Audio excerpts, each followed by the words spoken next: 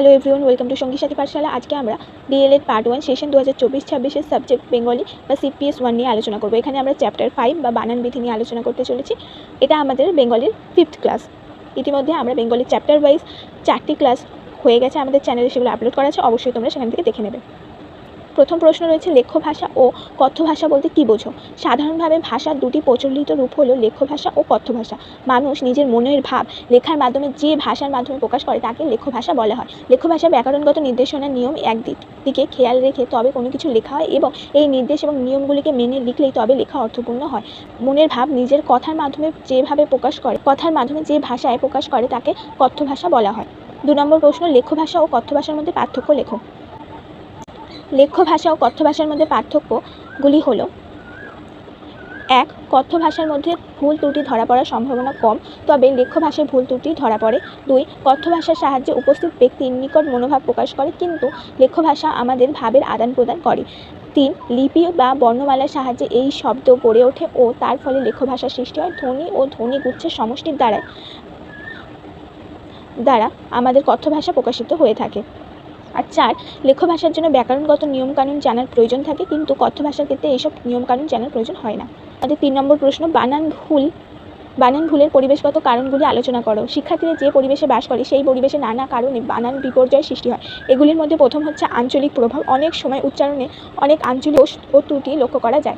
অনেকে দন্তের শকে চ হিসাবে ডয়শূন্য র-কে বয়শূন্য র হিসাবে উচ্চারণ করে থাকে। এছাড়াও আরও অনেক ধরনের আঞ্চলিক কথন দোষ বা ভাষার দোষ, মুদ্রা দোষ প্রভৃতি লক্ষ্য করা যায়, যা শিশুকাল থেকে শুনতে শুনতে পরবর্তী প্রজন্মের মধ্যে প্রবাহিত হয়ে থাকে।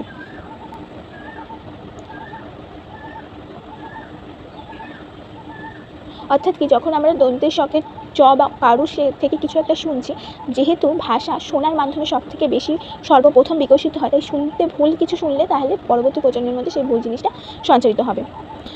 2 নম্বর পয়েন্ট, ভুলে ভরা সামাজিক পরিবেশ। আমাদের রোজকারের জীবনে নানা বিষয় থেকে শিক্ষার্থীরা শিক্ষা লাভ করে। হাটে বাজারে, মাঠে ঘাটে, গাড়িতে, নানা বিজ্ঞাপন, সিনেমা যাত্রা, থিয়েটারের প্রচার ও পোস্টারগুলিতে বানান ভুল প্রবণতা দেখা যায়। এই সব বানানগুলি দেখে শিখলে তারা ভুল বিষয়তেই অভ্যস্ত হয়ে পড়লে লেখ্য ভাষাতে তার প্রভাব পড়ে।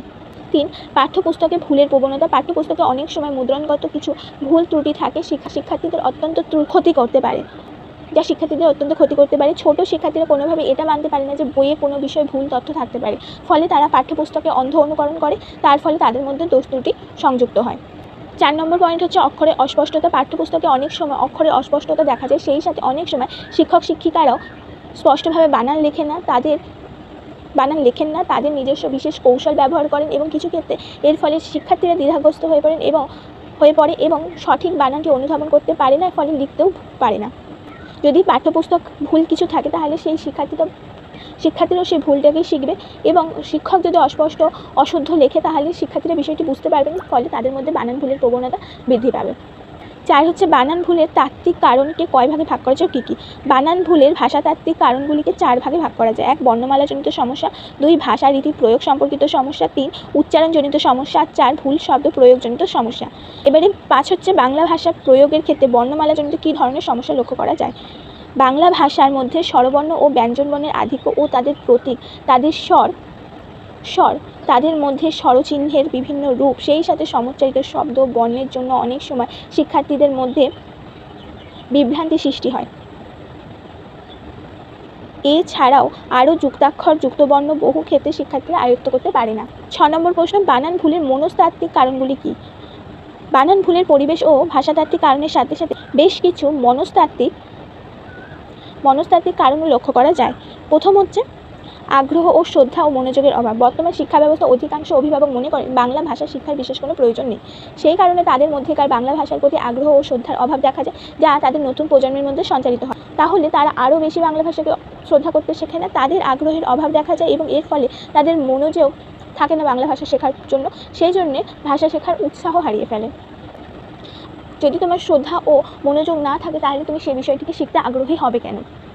বানান না লিখে মুখস্থ করা। বানানকে খাতায় লিখে মুখস্থ না করলে তা আয়ত্ত করা বা আয়ত্ত হওয়া সম্ভব নয়। প্রত্যেকটা বানানকে বেশ কয়েকবার খাতায় লিখে অভ্যাস করলে সেটা মনে গেঁথে যায়।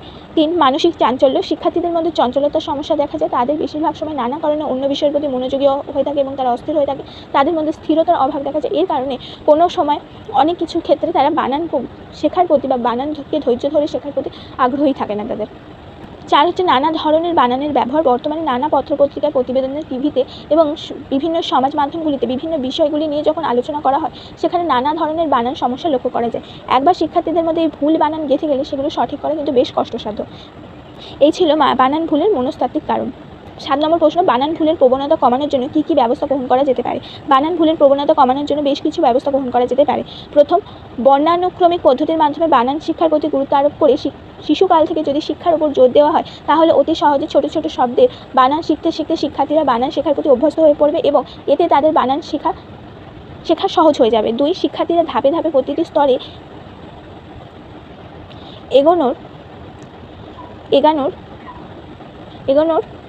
সাথে সাথে তাদের ভাষা শিক্ষা সাহিত্য ও প্রতি আগ্রহ বাড়ালে বিভিন্ন সাহিত্য থেকে বানান নিয়ে মনস্তাত্ত্বিক পদ্ধতিতে শিক্ষা দেওয়া গেলে শিক্ষার্থীদের মধ্যে বানান পরিচিতি বাড়ে। এরপর 3 নম্বর, বানান লেখার অভ্যাস করতে হবে। প্রত্যেক শিক্ষার্থীকে লিখে লিখে বানানগুলো অভ্যাস করতে বলতে হবে। 4, খেয়াল রাখতে হবে শিক্ষার্থীদের সামনে ভুল বানান প্রদর্শনের প্রবণতা কমানো। 5, শিক্ষার্থীদের সামনে যথাসম্ভব সুস্পষ্ট ও সঠিক উচ্চারণে কথা বলতে হবে, কারণ উচ্চারণগত ভুল থাকলে বানান ভুল হতে বাধ্য। 6, শিক্ষক শিক্ষিকা যখন বোর্ডের মাধ্যমে পাঠদান করবে সেখানে লিখিত প্রত্যেকটি বানানের প্রতি অতি যত্নশীল হতে হবে। 7, যুক্তাক্ষরগুলির গঠন ও উচ্চারণ সম্পর্কে বিশেষ নজর দিতে হবে। 8 নম্বর প্রশ্ন, বানান ভুলের প্রবণতা কাটানোর জন্য শিক্ষার্থীদের কী ভূমিকা থাকতে পারে বা শিক্ষকদের কী ভূমিকা থাকতে পারে বা শিক্ষকরা কী ভূমিকা গ্রহণ করতে পারে? বানান ভুলের প্রবণতা কাটানোর জন্য শিক্ষকদের ভূমিকা অপরিসীম। প্রথমত, বানান শিক্ষা ও অনুশীলনে শিক্ষার্থীদের যথেষ্ট আগ্রহী করে তুলতে হবে। তাদের আগ্রহ সৃষ্টি যাতে হয় তেমন পরিবেশ ও পরিস্থিতি শিক্ষকদেরই রচনা করে দিতে হবে। 2 নম্বর, শব্দ ভাণ্ডারকে সমৃদ্ধ করার জন্য শিক্ষার্থীদের বহুল পরিমাণে প্রবন্ধ, গল্প, কবিতা পাঠের প্রতি আরও আগ্রহ সৃষ্টি করতে হবে। 3, শিক্ষার্থীদের সঠিক উচ্চারণের প্রতি যত্নশীল হতে হবে। 4, সমুচ্চারিত ভিন্নার্থক শব্দের বানান বা প্রায় সমুচ্চারিত শব্দের অর্থ বা বানান শিক্ষার্থীদের বেশ ভালো করে বুঝিয়ে দিতে হবে। শিক্ষার্থীদের সাধু ও চলিতের পার্থক্য বুঝিয়ে দিতে হবে যাতে তাদের লেখার মধ্যে এবং কথ্য ভাষার মধ্যে গুরুচণ্ডালী দোষযুক্ত ভুল না ঘটে। 6, বোর্ডে লেখার সময় এবং শিক্ষার্থীদের খাতা সংশোধন করার সময় শিক্ষকদের অবশ্যই সঠিক বানান লিখে দিতে হবে। 7, সেই সাথে ব্যাকরণগত নিয়মকানুন যাতে তারা সঠিকভাবে শিখতে পারে সেদিকে যত্নশীল হতে হবে। 9 নম্বর প্রশ্ন, বাংলা ভাষা শিক্ষণের বিভিন্ন স্তরগুলি আলোচনা করো। বাংলা ভাষা শিক্ষণের ক্ষেত্রে বা ভাষা শিক্ষার ক্ষেত্রে বয়স, চাহিদা ও পরিণমন অনুযায়ী শিক্ষার্থীদের মোটামুটি 4টি পর্যায়ে ভাগ করা হয়। 1, প্রাক প্রাথমিক স্তর। এই স্তরে শিক্ষার্থীদের রঙিন ছবির বই ও রঙিন সুস্পষ্ট অক্ষরযুক্ত কিছু বইতে শিক্ষা দিতে হবে। সেই সাথে ছড়া, ছন্দ ও রূপকথার মাধ্যমে আনন্দময় পরিবেশে ভাষা শিক্ষাকে আনন্দদায়ক ও আকর্ষণীয় করে তুলতে হবে। 2, প্রাথমিক স্তর। 6 থেকে 10 বছর বয়স পর্যন্ত শিশুর জীবনে প্রথম প্রাথমিক পর্যায়। এই সময় থেকে তার মধ্যে সামাজিকতা, আত্মবিভক্তি, সৃজনশীলতা ধীরে ধীরে বিকশিত হতে থাকে। এই পর্যায়ে লেখার উপর গুরুত্ব দিতে হবে। ঠিকমতো স্বরবর্ণ, ব্যঞ্জনবর্ণ, যুক্তবর্ণ চেনাতে হবে এবং লিখতে শেখাতে হবে। সেই সাথে তার পড়ার বইয়ের পাশাপাশি বিভিন্ন ছোটদের উপযোগী পত্রপত্রিকার শুকতারা, সন্দেশ প্রভৃতি উৎসাহ দিতে হবে এবং তারা সুষ্ঠু উচ্চারণ, নির্ভুল বানান, শব্দের প্রতীক, ছন্দের বোধ প্রভৃতি ইত্যাদির প্রতি যথেষ্ট গুরুত্ব দিতে হবে। এরপর নিম্ন মাধ্যমিক স্তর। বিদ্যালয়ের 6ষ্ঠ, 7ম, 8ম শ্রেণীর শিক্ষার্থীরা এই পর্যায়ে অন্তর্ভুক্ত। এই স্তরের শিক্ষার্থীরা দ্রুত বয়ঃসন্ধিক্ষণ পর্যায়ের দিকে এগিয়ে চলে, ফলে তাদের মধ্যে অনন্ত জিজ্ঞাসা, জানার আকুলতা ও কৌতূহল বিকশিত হয়। এই পর্যায়ে তাদেরকে শিশু সাহিত্যের পাশাপাশি বিভিন্ন বিষয় সম্পর্কে আগ্রহী করে তোলার জন্য তাদের বিভিন্ন লেখকের বই পড়ার জন্য উৎসাহ দিতে হবে, ব্যাকরণ রচনা ইত্যাদির প্রতি গুরুত্ব দিতে হবে। এর সাথে আবৃত্তি, গান, নাটক, অভিনয়, চিত্রাঙ্কন প্রভৃতি তার উৎসাহ জাগাতে হবে। এরপরে 4 নম্বর স্তর হচ্ছে মাধ্যমিক স্তর। 9ম, 10ম শ্রেণীর শিক্ষার্থীরা এই পর্যায়ে অন্তর্ভুক্ত। এই বয়সে তারা ভাষা ব্যবহারে অনেক বেশি পরিণত ও আত্মবিশ্বাসী হয়ে ওঠে। এই পর্বে সৃজনশীল রচনা, গল্প, কবিতা, নাটক প্রভৃতি পাঠের মাধ্যমে তাদের সাহিত্য চেতনা, নান্দনিক দৃষ্টিভঙ্গি যাতে বিকশিত হয় সেদিকে খেয়াল রাখতে হবে এবং তাদের ব্যাকরণের আরোহী পদ্ধতির সঙ্গে পরিচয় করাতে হবে। অনুবাদ চর্চার মাধ্যমে ভাষা দক্ষ করে তুলতে হবে। বিভিন্ন অনুশীলনের মাধ্যমে বঙ্গানুবাদে অভ্যস্ত করতে হবে, সেদিকে দৃষ্টি দিতে হবে। গ্রন্থাগার ব্যবহারের জন্য উৎসাহ প্রদান করতে হবে। এই পর্বে সাহিত্যের পাশাপাশি জ্ঞান বিজ্ঞান, কিশোর বিজ্ঞান ও অন্যান্য বিষয় সম্পর্কিত বিভিন্ন পত্রপত্রিকা, বই পাঠের প্রতি উৎসাহ জাগাতে হবে। এইসব চর্চা ও অনুশীলনের মাধ্যমে শিক্ষার্থীদের বৌদ্ধিক, প্রাক্ষবিক ও সামাজিক বিকাশ ঘটবে। এরপর 10 নম্বর প্রশ্ন, আজকের ক্লাসের শেষ প্রশ্ন, কোন বিশ্ববিদ্যালয়ে কবে বাংলাকে মাধ্যমিক শিক্ষা বলে ঘোষণা করে? কলকাতা বিশ্ববিদ্যালয়ে 1935 খ্রিস্টাব্দের নভেম্বর মাসে বাংলা ভাষাকে মাধ্যমিক শিক্ষার বাহন হিসাবে ঘোষণা করেন। এই ছিল আমাদের আজকে চ্যাপ্টার 5 থেকে গুরুত্বপূর্ণ 10টা প্রশ্ন। এই চ্যাপ্টার 5 থেকে এই 10টা ছাড়া আর কোনো প্রশ্ন খুব বিশেষ গুরুত্বপূর্ণ নয়। এর পরের দিন আমরা 6 নম্বর চ্যাপ্টার নিয়ে আলোচনা করব।